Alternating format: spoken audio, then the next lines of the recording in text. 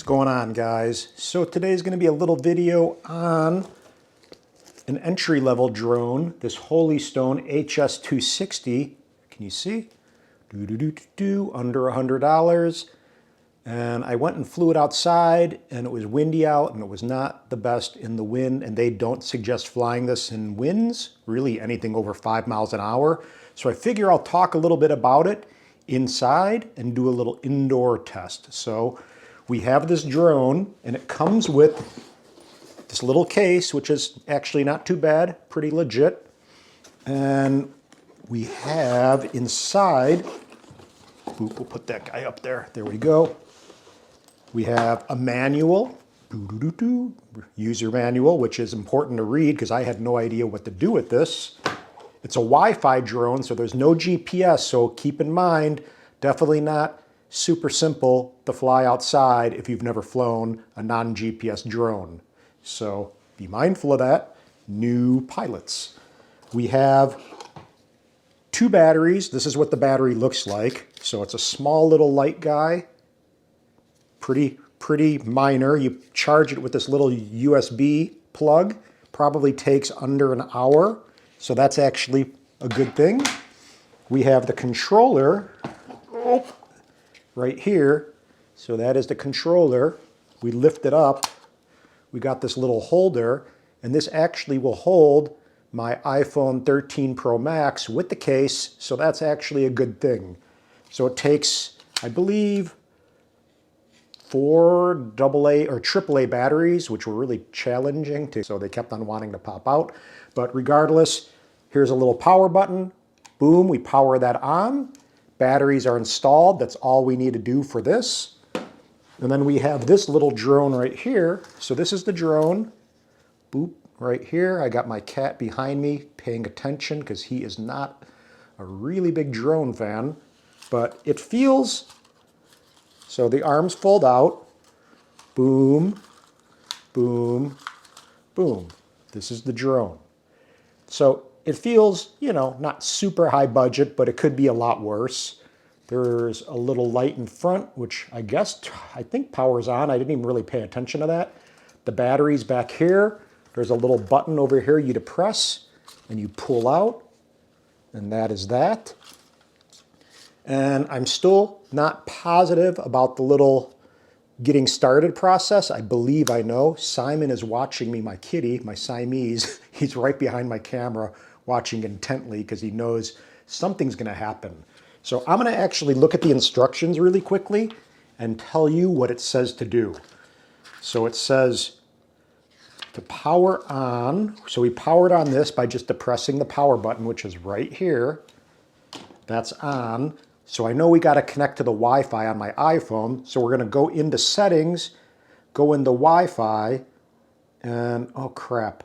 I was connected to my GoPro, which is on my head, but I am going to connect to, I'm going to power this guy on, and then Holy Stone should pull up in the connection. So again, Wi-Fi, right? Wi-Fi connection, connectivity. And we're going to go ahead and wait for it. I believe that's all we need to do. We may need to hit another secret handshake button. Let me check to make certain. Oh, there we go. So we got Holy Stone. Oop, come on. I'm going to depress that. And it should show that I am secured to the drone. So we shall see. It's still spinning. Now we got a check mark. That's good. We got a lot of Wi-Fi stuff going on, which is always kind of confusing sometimes. But we got the drone battery installation, the charging, which as I said takes about an hour. Pairing. So to pair, it says, what does it say? It says long press the power button, switch to turn on the drone, and indicator lights on the drone begin to flash. Place the drone on a flat surface, level surface with the head forward and tail facing the pilot, blah, blah, blah. Short press the power switch on the transmitter. So it's paired already. We don't have to go through that. But again, reading the instructions that come with it are very easy. And I would highly advise looking at them and reading them because they do tell you what you need to do. So with that being said, you're going to calibrate the gyro, and you do that by keeping it on a flat surface, and then you push both sticks down to the right. So I'm going to push both sticks down to the right, and in theory, it didn't do it. So wait, let me see 1 second. So that didn't work. Pairing, so long press the power switch to turn the drone and indicator lights on. Place the drone on a flat surface, short press the power switch on the transmitter. So there we go. And push the joystick. Okay, so push the left joystick up and then down. There we go. And now we should be paired. So there's that. Now I should be able to push these sticks over here to calibrate the gyro. There we go. So bolt down, bottom right. The lights on the drone begin to flash, and you should be good. So you should be doing this every single time you fly. My cat's about to escape because he knows something's about to go down. I'm going to check one more time. It's all right, Simon. I'm going to start my screen recording one more time. I don't know why. There's always little hiccups with screen recordings. But I am still secure to Holystone. I'm going to put this guy into my controller. Whoop. And you see how easy it is, for the most part, to get this thing going. It's not actually that complex, which is nice for an entry-level drone. I'm going to move my coasters so that doesn't get in the way. And then I'm going to go into my little drone app right over here. And this app for the Holystone HS260 is HSFPV version 4, V4. So I'm going to go into the app. It says I'm connected, and I'm going to enter device. I'm going to make sure I'm still screen recording. I am. And then I'm going to basically start the drone. And I'm going to use the sticks to essentially pull in, boom, and the drone has started. So let's see. We'll go backwards, and calibrating the gyro, so you know, is very important because this drone wants to drift on you, as you see, regardless.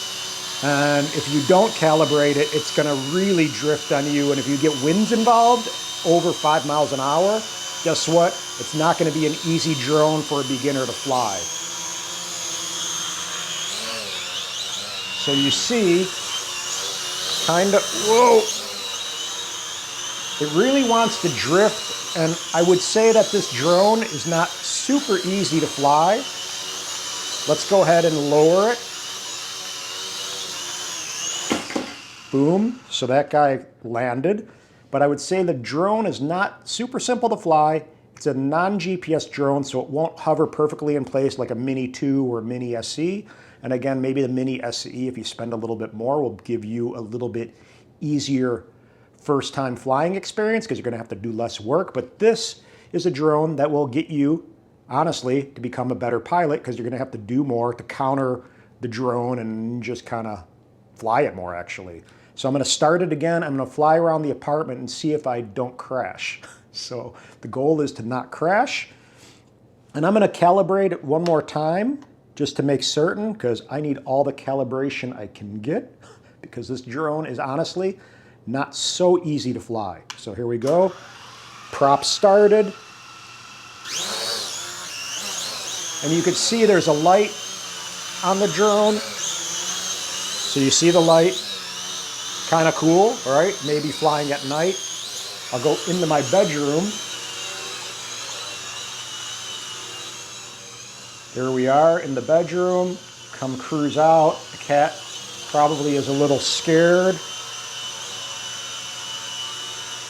I'll do a little recording. Now, mind you, this is 1080, so it's not going to be the best quality, but it will save it to my iPhone. It doesn't have an internal memory, like a memory card slot, so it's going to store it to your internal memory on your phone or your device. But right now, it's hovering actually really well. So this is the best it's hovered. So inside, it's not too bad. So we're going to cruise a little bit more.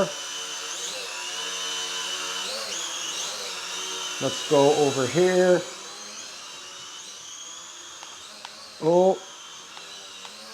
I fly better backwards, reverse control. When I'm in a precarious situation, I do not do well flying forward for whatever reason. I don't know what it is, but there we go. This guy is a fun drone to fly inside, honestly, more than it is outside to me. Outside, you definitely don't want to be going really far, meaning you don't want to be going out of visual line of sight 190%, because that is just not good with this drone. Remember, again, it's Wi-Fi. Winds are very, they're going to affect the drone's performance a lot, meaning you may not be able to get it back. See, I don't know why it's cruising back at me now. Hello. But I would say this drone is a better indoor drone than outside. So super fun if you have the space to cruise and just kind of practice. So for $100 or under $100, let's get the fern. Woo, hello fern. I'm not going to really go down my hallway, and that's it. So I flew this the other day outside and it was very challenging. Whoa, hello. So here, let me land this guy. Let me hand catch it. Boom. So you can see, honestly, for under $100, this could be a lot of fun. So I would say for an inside drone or an indoor practice drone, this HS260 could be a really cool option. And again, it's under $100. You could crash it. It actually crashes relatively well. They give you more props in the box. You get 2 batteries, and it's a pretty simple setup. You essentially just got to pair the drone, calibrate the gyro or whatever by basically pushing both of these sticks down to the right. It will flash. You download the app, which is, again, let me see. Whoop. Make sure I'm still recording. I am. And you just want to make sure you have this HS FPV version 4 app installed, and you're kind of good to go. You connect to the Wi-Fi of the drone, and just be mindful that it's not going to do well in high winds because, again, it will drift on you. It's going to be a lot less forgiving than a GPS type drone, where it will lock into place and hold in its position. So that's like P, positioning mode. It's not going to just sit and hover. It's going to drift around. If there's more winds, it's going to be really challenging. There are 2 modes on here. So basically you have a low and a high speed on this. The battery actually seems pretty good, honestly. So let's try one more time. Pretty intuitive, starting the motors or starting the props.